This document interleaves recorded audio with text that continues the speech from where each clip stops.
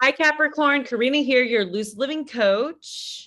How are you guys? If you're new to my channel, welcome. And I'm an intuitive transformational life coach and astrologist. And I'm here to give you the message of the new moon in Aries that's happening April of Fools and the eclipse that's happening on April 30th in Taurus. So we have the new moon happening in your fourth house of home and foundation. So there's something new in this area, or maybe this is just something that you need to spruce up your home with either a new look or new furniture. But there's definitely some newness coming in. Maybe it's a new family member, and then the eclipse that's happening at the end of April is in your fifth house of love, romance, creativity, and children.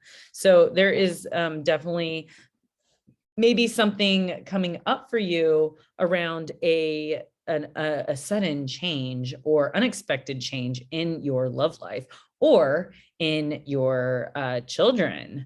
Life, maybe it's a pregnancy, who knows? We have Pluto that's been transiting your first house or your identity. You definitely have took on a different identity that you're used to. And is it working for you? I don't know. We will see. We have 1, 2. You have your second house that's filled with energy right now. A lot of forward movement on money and wealth, and Saturn's there. That could be restricting a little bit at the moment, but it won't be there for much longer. We have Jupiter transiting your third house of communication. You are definitely having a busy in your schedule right now. Fourth house, this is a new moon in your fourth house, and the eclipse is in your fifth house. So all the action is in underneath the horizon, which is kind of the hidden world that the rest of us really don't see. So let's see what the cards have to say for you, Capricorn, for this new moon. The 10 of Earth, very happy family life, financial security, finding magic in the little things in life. Wow. Okay, that card's coming out for 3 different signs, people. I'm going to pull another one. 6 of Air, things are looking up, the end of a difficult situation, taking a trip. Maybe to spice up a little bit of your love life, you need to take a trip, and maybe you already have something planned, but this is also saying a happy life, and the finances are looking pretty good, especially with Mars transiting here. And maybe there's a creative project that is going to come up that is a potential to make you some future money. Woo, wow. You have the 7 of Cups. There is a lot of opportunity here that is arising for you. And it's about choosing one. You have so many options, but don't delay. That's the, what is that? The analysis of paralysis. You're analyzing all these different options for you in the area of maybe creative projects, or where you want to live, or where you want to move. If you want to buy a house, like there might be some opportunities arising in these areas of your life of home and creative projects that you are kind of on a pause because you're like, oh my God, I have so many options. What do I choose? But don't wait too long, because sometimes you're not going to have the opportunity for as long as you might want to analyze things. Ooh, 10 of Wands again. Holy moly. All right, 10 of Wands again. There is definitely, you've been working hard, you've been pushing. Don't over accelerate yourself. You can't do too much. There's definitely some things that some emotions that you are intuiting, maybe you feel, maybe you're hiding them. There is definitely There's some things that you're not seeing, but you're definitely, they're being communicated to you. Okay, Queen of Swords also came out. I feel like these two were in reversals, but I will share both. Yeah, so this definitely has a lot to do with the many options, because this is confirmation, right? So this is indecision. This is confusion. This is information overload. This is at a standstill because you don't know what to do. There's difficult decisions and so many opportunities that you don't really know what direction to go.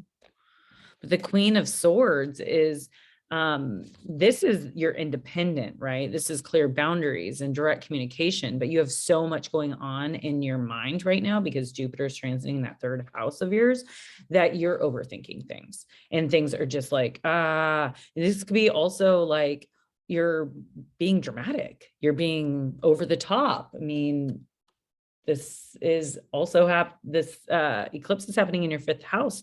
That is kind of the theatrical. That's a Leo house. You're being dramatic, and maybe you're being overly emotional, right?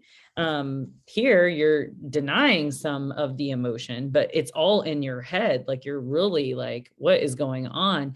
But you know, you just need to try not to be bitchy and cold. Right there, cold-hearted. Don't deny your emotions.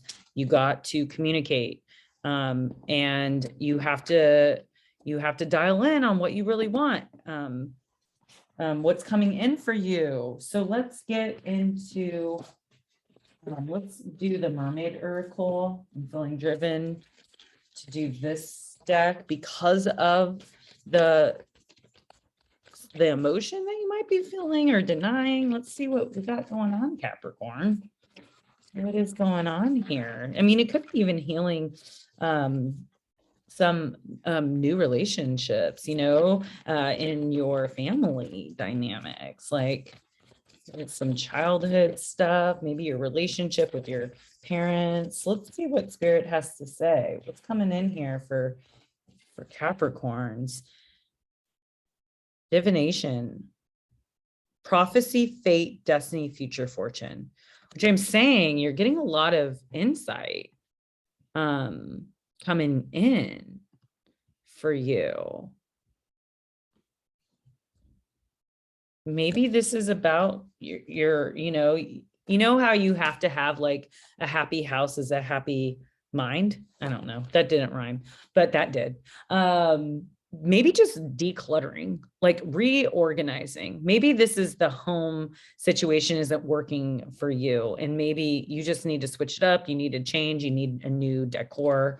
But there is some things that you intuitively feel that you're denying, and you really need to come into realization of what's happening, and don't be in denial, and line up your ducks, cover your bases.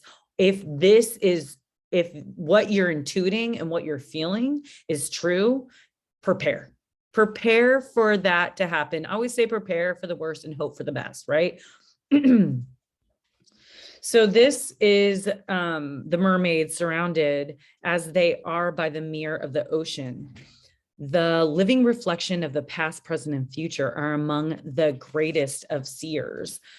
Water, as demonstrated in the experiments by Dr. Emoto, water psychology, holds and carries the vibrations of all that has gone and can hold all that will be.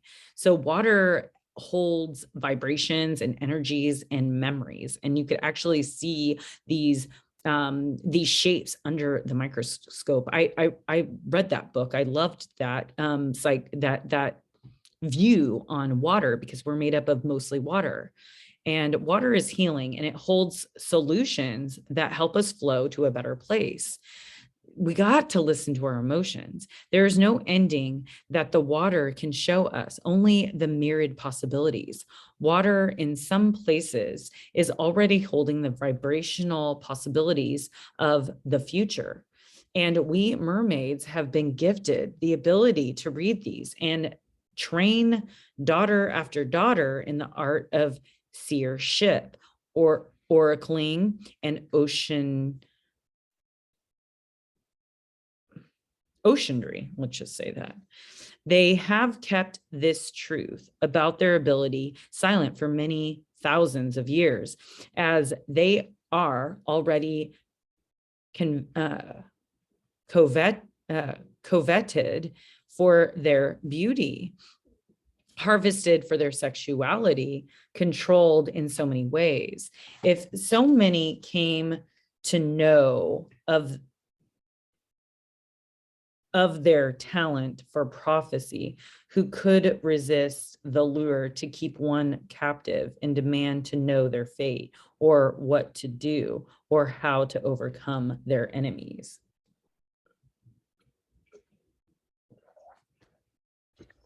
I don't know. I think she came up this way. There is a reverse. So I'll read the reverse. The signs are reaching for you, falling gently into your mind when you allow it the freedom to wander, when you gaze in the waters of the setting sun, when nature catches your breath and is a still voice speaks from you out of your heart of the forest, when you turn off the television and engage with the natural world. But when you take these words and you analyze them, you claim they make no sense. You worry that you are full-heartedly, and you worry that you cannot interpret them accurately. So rather than make that what you consider to be a mistake, you deny yourself the voice of the ocean, the calling of deep, and the deepest knowing you keep from yourself. Yet this is not stopped. This has not stopped you seeking and asking and searching. Stop for a moment. Let the water touch your feet. That means feel the emotion, Capricorn. Okay, your opposite is Cancer. Close the eyes of the world and still the voice of the mind who knows best. Allow them to come one by one and enter the dream of prophecy. Become the oracle you are. The answers you seek are already within you. Still yourself and let yourself know the voice of the mother. So really tapping into that Cancerian energy. That's what that card's saying. Listen to your emotion. Listen to your intuitive insights. Listen. Okay. So if this is happening in your fourth house, oh, hell with it. Let's do Nature's Whisper. I haven't did this for any of the signs yet, but got a Capricorn here. Get me a Capricorn card. What do we have for Capricorn? Trust your own understanding. 32.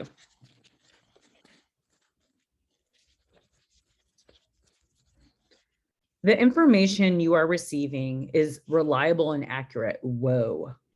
Look deeply into the situation before making any commitments, but not too long. You have the foresight and ability to discern that there is more here than meets the eye. Everything will be revealed in the appropriate time. Don't feel the need to prove yourself. Be patient and allow things to unfold as they will. Trust in your own observation and knowledge. They hold your truth. Wow. Capricorn, you can't make this shit up. Listen. It's saying, listen to your intuition. Let's see what this Flower of Life deck has to say. Yeah, there's definitely some shifts happening. Don't give up. Don't give up, Cap. Divinity, you're always connected to your infinite stream of divine guidance. Still yourself for a moment and allow it to flow in your awareness. Imagine a point of light within your heart center, okay, fifth house. See it growing into a golden flame. Feel it beautiful Feel its beautiful warmth sending waves of relaxation through you. This is your light of love, a guiding presence that is always with you. Allow your being to rest in this place. Trust this light knows you, always revealing your truth and essence in you. Okay, this is just more confirmation. I'm feeling one more oracle, okay? And that's woo! I don't think I've rolled the dice either. So what do we got? Dare to dream. Fifth house is creative projects. Okay, what is going to make you happy, Capricorn? Not only in your love life, but in your creativity and expressing your inner child and healing that fourth house of home, honey. Dare to dream. Dare to dream. 42.